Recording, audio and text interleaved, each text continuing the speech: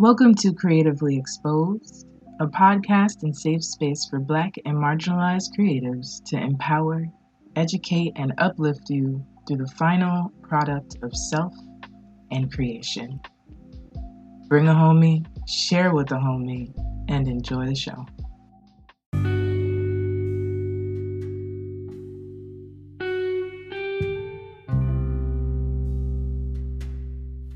Welcome back to Creatively Exposed, and this is where we rehumanize the creative one episode at a time, and we have made it to 2024, y'all. Isn't that wild?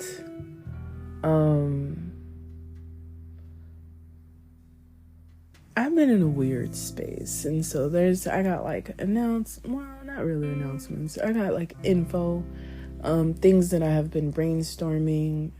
I'm really leaning into this concept of informing. I learned like human design later last year, and a lot of it discusses like to inform, and so that's what I'm gonna do and see what the vibe is, right? Two things, right? What I plan to do and what I've already started doing.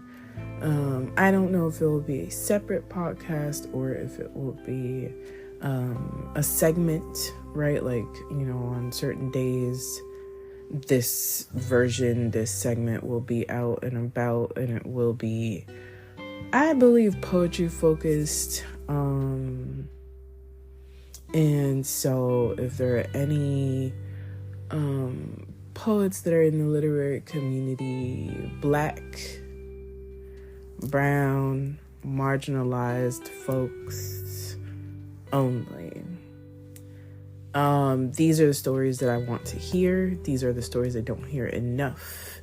And so that is across the globe. It doesn't just have to be in the US. But if you are interested in discussing any of your published work, hit me up. There are multiple ways to get at me. I will add stuff to the comment section. I haven't done that. I don't think I've done a lot of that for a while, just like the Instagrams and the Twitters and all of that stuff to get in contact. So please do. Another thing, so I've been sitting in this space of kind of trying to figure out what's next, but like, I got nothing, y'all. I got nothing. Like, and my nothing may be somebody else's, like, that's a whole lot of something, right? Like, it's more of, I know what I want to make happen. I know maybe some things that have little roads towards them. But from like a little bit before Christmas to now, I've been in a place where there's no desire to do anything on a creative level. You know how a lot of people are like, oh, finish the year strong. I've usually been one of those people. Let's start the year running. I've also been those people. And this time I ain't got the spoons. I ain't got nothing. And it's also like I don't exactly have any clarity around. I've also been sick, so like and I think a lot about. I've had episodes discussing I forgot the damn word. Writer's block, but it's not writer's block. It's a whole block. It's like there's no creative desire to even have a writer's block. Like, I know what I want to write, but it's also the knowing that it's not time, right? And it's uncomfortable to be just like, I'm gonna just, watch anime or something. I'ma just disconnect.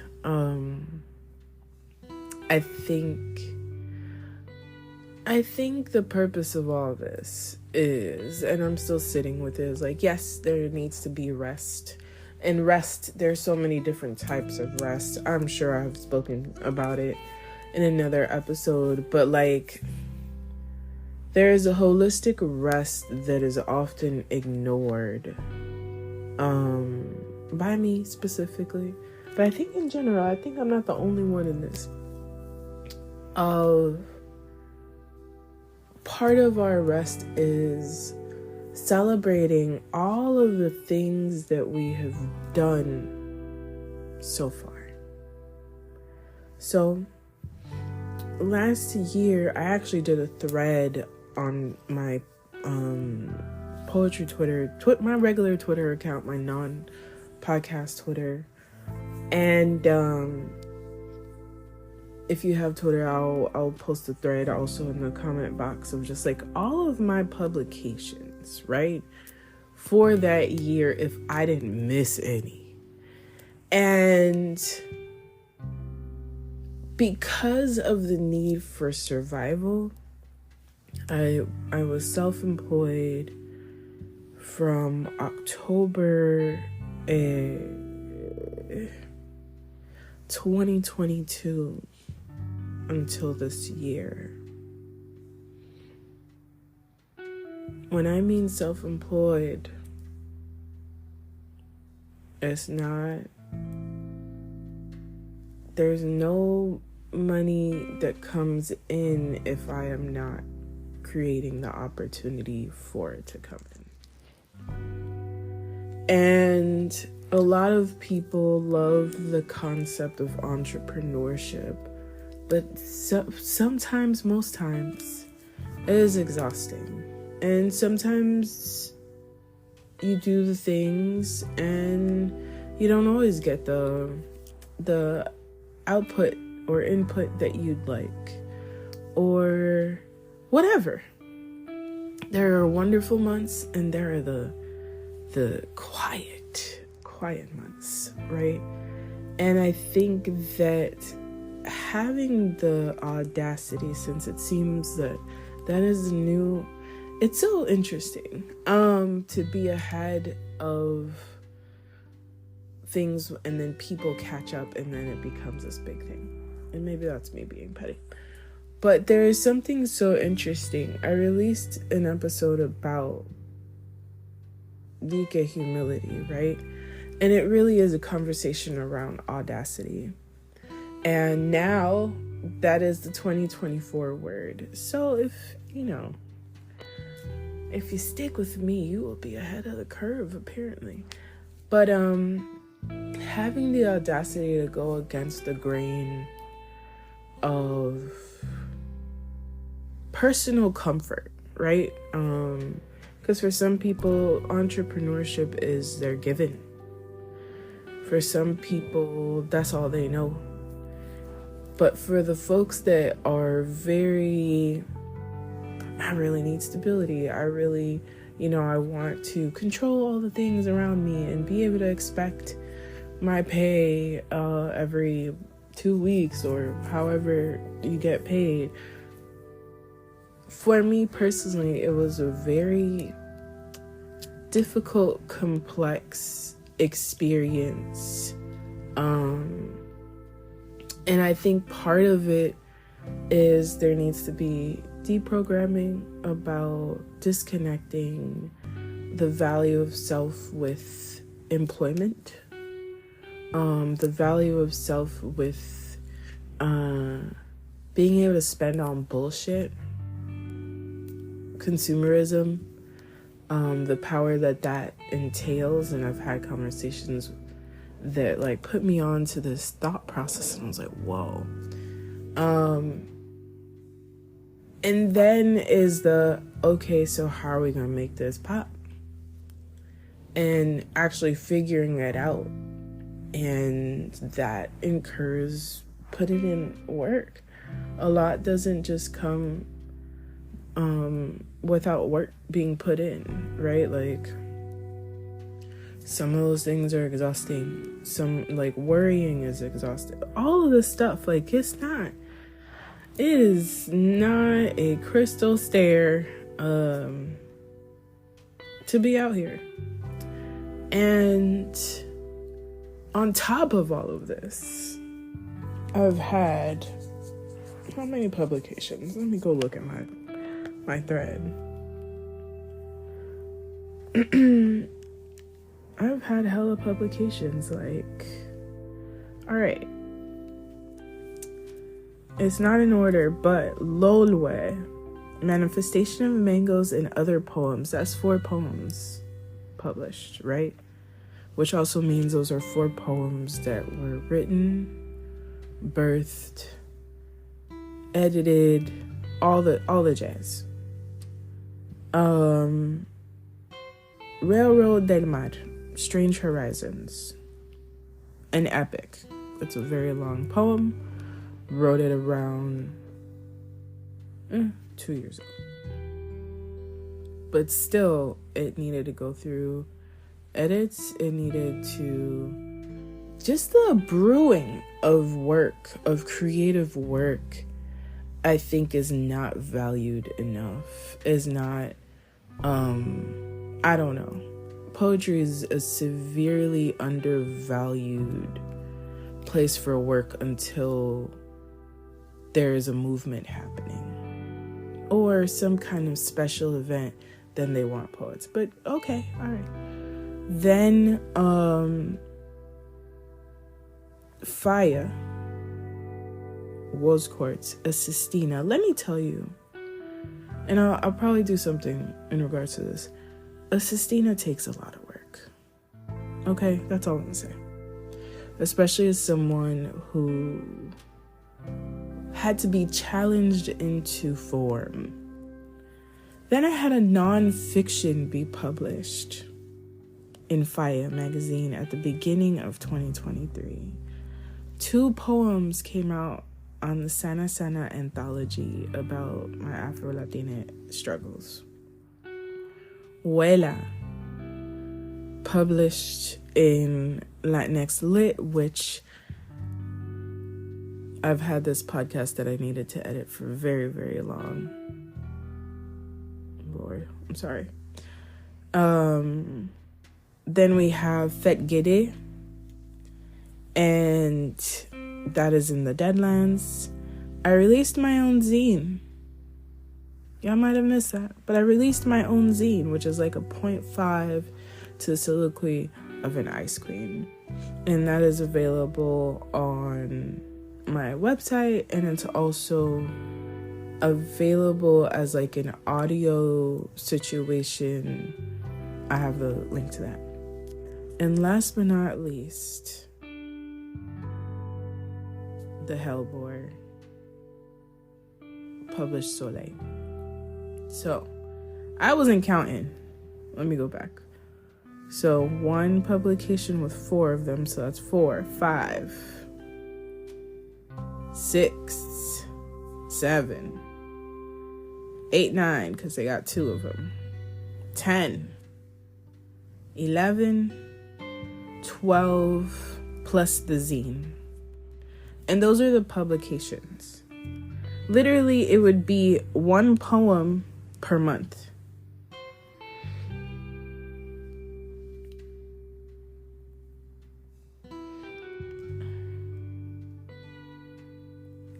Oh, I'm over here multitasking. I got sidetracked. My bad. But anyway, it would be 1 poem per month, right? And this is not to include that I wrote a whole hybrid collection that is over 60 pages. I had to sit with that. I think it's easy to disvalue, gloss over, look over, not really realize that a lot of work has been put in, because a lot of it doesn't always feel tangible. And I don't know, you may disagree. But all of this takes a toll on the body. And so, I think on top of like teaching, I taught like, I don't know how many classes, and I have 2 classes coming up. On top of teaching most of the year, doing readings, because I also have a spiritual wellness shop that I'm planning on revamping as well. It's a lot. And for me personally, I'm like, yeah, that's a well-rounded, week. And there's something to be said about allowing ourselves to be consumed by survival. And not only being consumed by survival, but being consumed by consumption. I think that's a better term. We have our basic needs that we need filled. And that reality can sometimes make us desperate. And what it does is it's exhausting. It is an exhausting thing to where our bodies get sick. Or your brain just shut off like it's been for the last few weeks. And so, I said all that to say is like, if you are starting slow this year, if you do not feel like you can vision board, if you do not feel like you got all of your quarter one things, and it might just be okay. It might just be that, you're waiting till you recoup. I think a lot about, instead of our phones always being on a charger, what if we turned it off and charged it and went and go do something else? If we treated ourselves as I'm about to get old school on you, but I think about, when our video game systems would overheat, or when we would have to pull out the cartridge out of the Nintendo 64 or the Super Nintendo, and you knew it was hot and you blowing in it just to reset the shit. If we could just reset ourselves without the guilt and the shame, how would that change our work? And I hate the word work. How would that change our art? How would that change our capacity to channel art? I think of art very deeply as something that is otherworldly. I feel like we go into the in-between when we are creating, and it takes energetic work. Those are my bracelets, y'all. And so, if we, and I hope, right, that, part of y'all are in the same group of if we think of our art as potential manifestations of the future, which is, I've said it, but, who knows if this is your first time here. I think that there is an energy exchange that is always happening when we are creating work. And it's easy to forget. It's but this comes easy to me on occasion, right? Just because it can or it does not mean that it doesn't take something out of you when you're creating said thing. And then if it's tied to survival, there's a level of urgency that is is inorganic to the process. And so, that's my spiel right there. And for anyone who is into tarot readings and things like that, I did a new moon reading, which this one feels really important. If it is that you feel up to it, make it as simple as possible, but I would definitely like to invite you to visualize, Pinterest, if you do feel like doing your vision board or whatever, or just writing a couple of lines down tomorrow or the next 3 days after the 11th. I recommend it because it feels like we're writing into the future something that will be long lasting. And so, do with that what you will. Updates or ideas that I have going on. I already said it, but definitely looking into discussing the poetic behind the scenes. I think part of rehumanizing the creative, and I'm focusing on poetry just because that's a lot of the unsaid. We don't get a lot of information about these things anymore, of the writing and what's behind the writing and who's behind the writing. And so there may be more specific types of things. So looking forward and hoping that this segment is a thing that pops off with others, and I will also be starting with myself. And so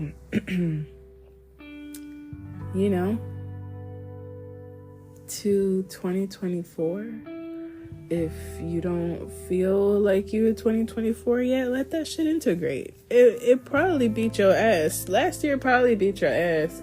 And same. And so play down. Take a rest. Be at ease.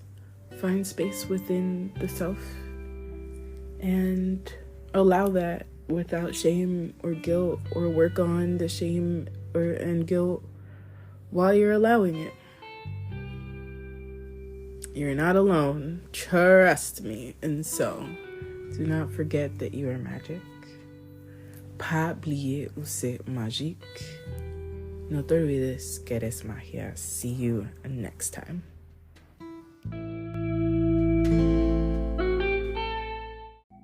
Thank you for listening to the show. Check out our Patreon, the website in the show notes. Rate, review, and subscribe or share with the homie. And don't forget that you are magic. No te olvides que eres magia. Pas oublier où c'est magique. Take care and see you next week.